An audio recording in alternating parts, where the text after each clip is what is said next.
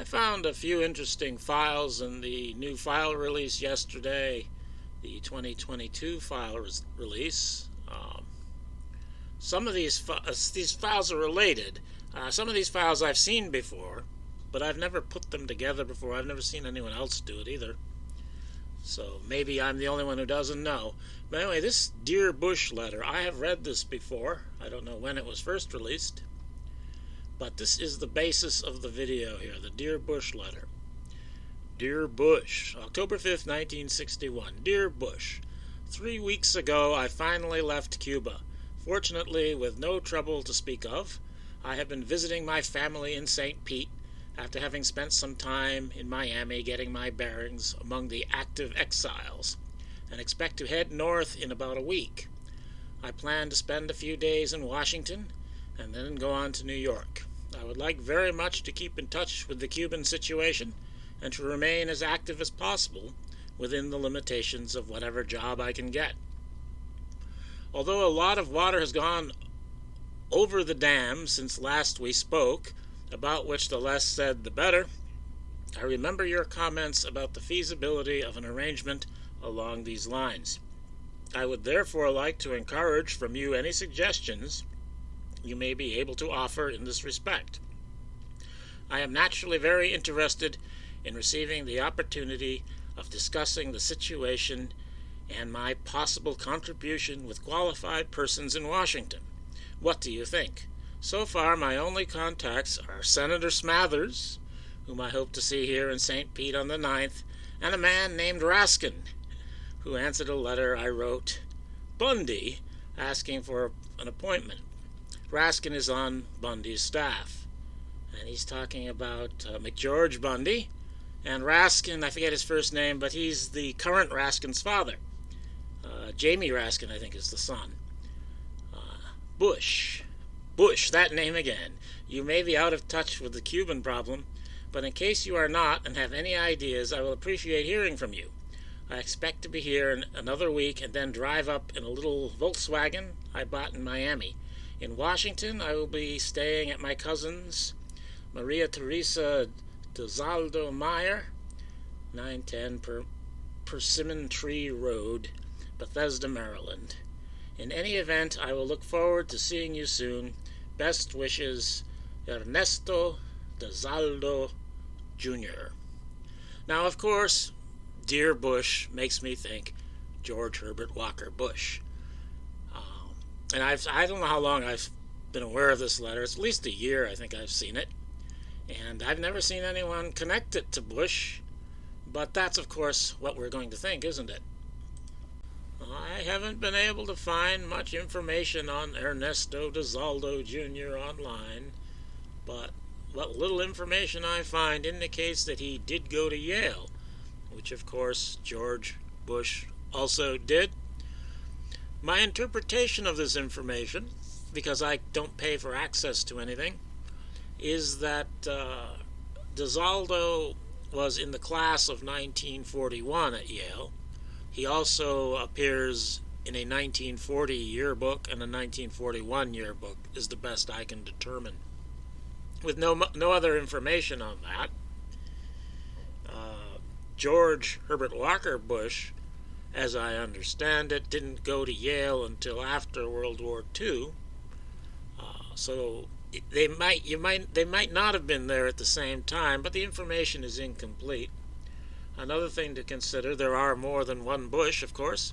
Another Bush who went to Yale and who went a little earlier was George Bush's older brother, Prescott Jr. So perhaps Prescott Jr. is the subject of the letter. And another thing I was able to find was, by Googling, of course, in the 1971 congressional record, Ernesto DeZaldo's name appears. And I'll read this part here. Businessmen who have been able to integrate effortlessly into corporations or banks have had it easier than their professional brethren, who frequently have been frustrated by the requirements of medical or bar examinations. I think they're talking about Cuban immigrants. The law was a dead end, said Ernesto Dizaldo, 48, a lawyer in Cuba. But the contracts he made while majoring in economics at Yale made it easier to land a job at PepsiCo International, where he is now area vice president for Southern Europe. So Ernesto did well for himself, apparently. And if he's 48 in 1971, that means his date of birth is around 1923. And George Bush was born in 1924. So Bush and Dizaldo are about the same age, whether or not they were at Yale at the same time. And here's a file that was released yesterday that I've never seen before. And it's a CIA document, and it's obviously a response to Dizaldo's letter. It's not a response to Dizaldo, it's a response to somebody else. But it's a response to that letter as if the person that letter was written to is the person writing this. So this is apparently something written by Bush, whoever he is, but he doesn't use the name Bush.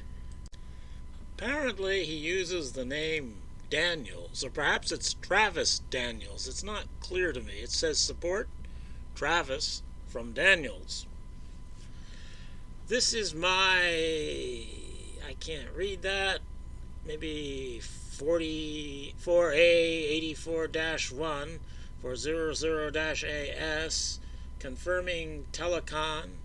A friend of mine and former classmate, Ernesto Dizaldo, will be in Washington next week visiting his cousin. On his way to New York, while in Washington, we would like to talk to someone responsible, continue effectively his fight against Castro. So here, Bush apparently is referring to Dizaldo as a former classmate. So the implication is that they went to Yale together, or maybe they just both went to Yale. It's not clear whether they could have gone at the same time or not. Dizaldo might have skipped a few years and gone back after World War II also, for all I know. Dizaldo recently left Cuba permanently, where he was a successful young lawyer. I submitted complete biodata on him in 1960, which should be in Index. Dizaldo is responsible, intelligent, and mature Cuban who was associated with a top Havana law firm which numbered among its accounts many U.S. interests such as Hilton Hotels. He was cautiously associated with anti-Castro underground in Havana, and he was, I'm not sure what that says. 3, he wrote me from St. Petersburg, Florida on 5 October 61, so this is Bush. This is the guy it was addressed to, after arriving from Cuba, and said, before coming north to D.C. and New York, he had appointments with Senator Smathers and someone named Raskin, who's on Bundy's staff. He has also been some active exiles in Miami. I can't read all that. But obviously this Travis Daniels, I believe is the name, is the Bush to whom Ernesto had addressed his letter. And I checked with Mary Farrell, and they don't seem to recognize the name Travis Daniels as being one of these fake names the CIA people use. But I think that's what it is, and that this is Bush. His CIA name here is Travis Daniels. So I think this is most likely George Bush, that is George Herbert Walker Bush. And if you've got this name Travis Daniels or just Daniels, and you search through these documents, you will find more, and you'll even find a couple on Mary Farrell that were released earlier than this last release. A couple of the letters are dealing with his friend here, Dizaldo. He's trying to get him a position. I haven't been able to see anything in the content there that clinches it that it's George Bush. It still might be his older brother, I suppose, Prescott Jr. But I know of no evidence that Prescott Jr. worked in the CIA. And of course, there's plenty of reason to think George did. So I think it's probably George. We have in these documents there's one from 1960. I think he's talking about Disaldo there. Well, Disaldo's still in Cuba. He referenced that in this thing I read part of. And then after a couple more where he's talking about Disaldo, then in 1962, this same name, Travis Daniels, is talking about Alpha 66. And then it seems to stop in 1962. So I think it's most likely George Bush. And when I just saw the Dear Bush letter by itself, I didn't know what to think. I didn't know it was a CIA document. But here we have internal CIA communications between Bush, who's using a different name. So I think it's probably George Herbert Walker Bush. I don't know how significant anyone thinks that is, but to me it confirms what we already know. That is that Bush was working with the CIA, and it wasn't an accident that he got appointed to be the director of the CIA by Gerald Ford, and it's no accident that the CIA's new headquarters was named after George Herbert Walker Bush. Even though he was only the director for 1 year, he was really a career CIA guy, and even in his presidency, I think you could still think of him that way.